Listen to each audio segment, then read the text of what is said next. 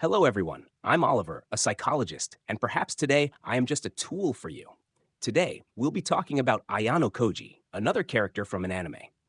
This analysis will focus solely on the anime without considering the light novel or the manga. Ayanokoji is intelligent, unshakable, has great emotional control, and is an excellent reader of people. He's a protagonist quite different from most, and I was deeply impressed by him. After all, who wouldn't want to be an unshakable person, able to remain firm no matter the situation? Most of humanity's conflicts occur due to impulsiveness.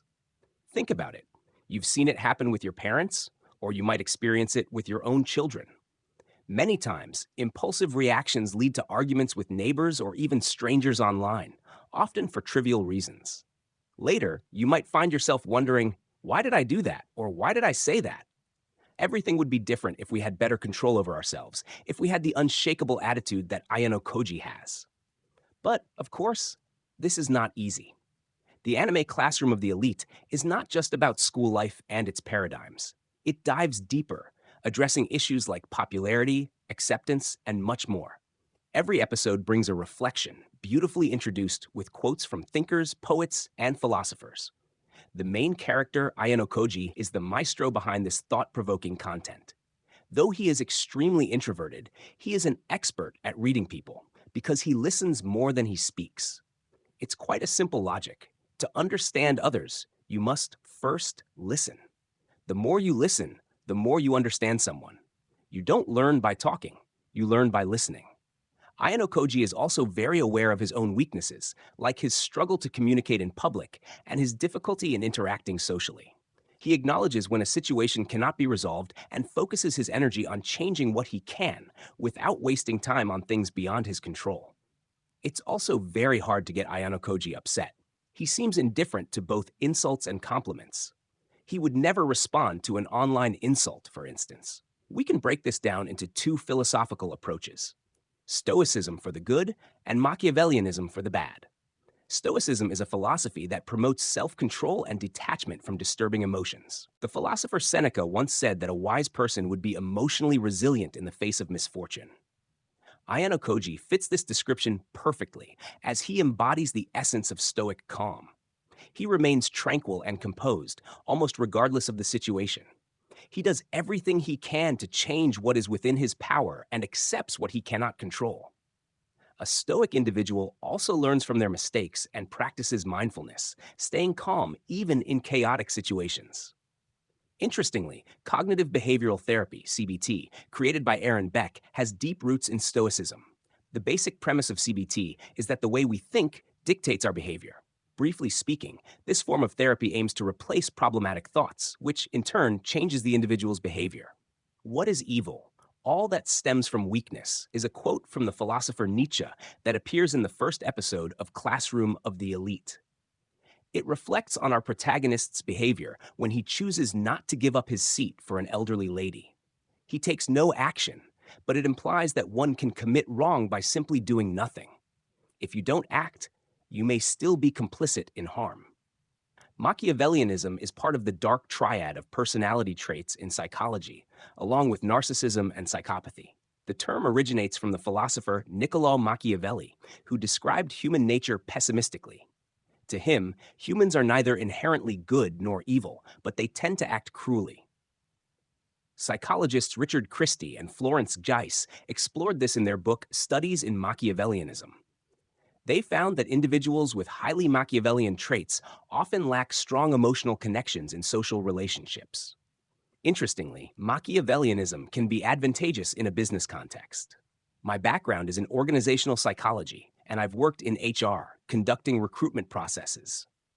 Individuals with manipulative, Machiavellian characteristics often find immediate success in certain careers. People like Ayanokoji, who view others as tools or objects, justify their acts of manipulation, even toward subordinates. You might know, or will likely encounter, someone who manipulates others to climb the career ladder, and they often succeed.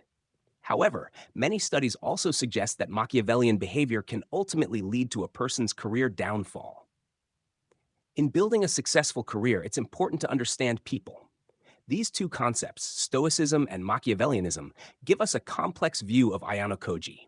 He exhibits stoic virtues, including the idea of doing good, but also displays Machiavellian traits.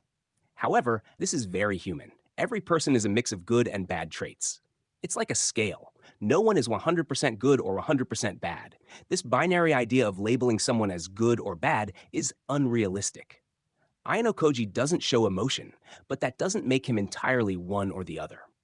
Yes, Ayanokoji does have emotions.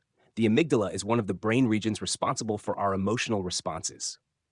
As I mentioned in the video about Ryuen, our emotions are connected to memory. Ayanokoji, for instance, recalls his childhood memories, which suggests that for him to remember those moments, he had to first experience an emotional response. Additionally, to read people the way he does, he would need to imagine what that person is feeling. As neuroscientist Antonio Damasio explains in his book, The Feeling of What Happens, emotions drive decision-making. So Ayanokoji is likely basing his actions on some form of emotional response. He does feel, but the difference lies in how well he manages those emotions. Now, some might think Ayanokoji has a schizoid personality. People with this disorder typically have no interest in social relationships, prefer to be alone, and find little to no pleasure in activities. However, this isn't the same as being introverted. For those who follow my channel, you know I'm an introvert myself. But unlike someone with a schizoid personality, I enjoy various activities, including running this channel. If Ayanokoji had a schizoid personality, he wouldn't be motivated to achieve anything. Ayanokoji's motivation is winning, and I see him as someone who finds pleasure in things that are different from what most of society values. He's not a consumerist. He's more of a minimalist. The majority of the population indulges in material pleasures, which makes it difficult for them to understand what brings him satisfaction. When we talk about antisocial personality disorder or psychopathy, there are some traits that Ayanokoji exhibits. Psychologist Robert Hare developed the PCL-R scale, which measures psychopathy traits. While Ayanokoji shows some of these traits, at least from what we see in the anime, he doesn't meet all the criteria for a full diagnosis of psychopathy. I would categorize him more as a Machiavellian character, someone who shows a lack of empathy or remorse. Perhaps in the manga or the second season of the anime, his behaviors will intensify, and we might see a clearer display of this disorder. For those interested in this topic, I highly recommend Robert Hare's book, Without Conscience: The Disturbing World of Psychopaths Among Us. Ayanokoji is such a fascinating character that he often overshadows the others. We become deeply curious about his perspective, how he will react, what he will do next. He prompts us to question things like meritocracy, social relations, and influence. That's why he's one of the most intriguing and curious characters I've come across. If you enjoyed this video, please like, subscribe, and share. And if you're into this kind of anime, stay tuned. I'll be bringing more content like this to the channel. After all, this is just the beginning. See you next time.